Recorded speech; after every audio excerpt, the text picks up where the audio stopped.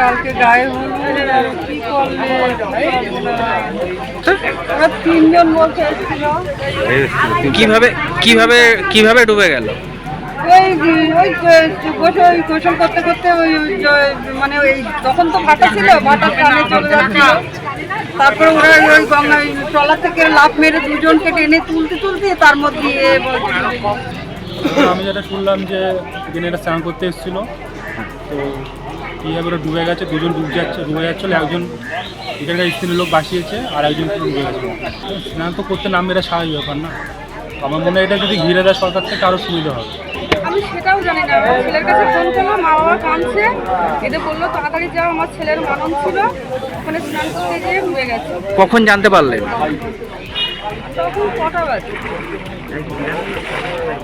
2টো মতো বাজে। যে জলে ডুবে গেছে তার নাম কি? সালাল মন্ডল। তার বয়স কত হবে? বয়স 26 বছর। বাড়ি কোথায়? বাড়ি সাতটাপাড়া।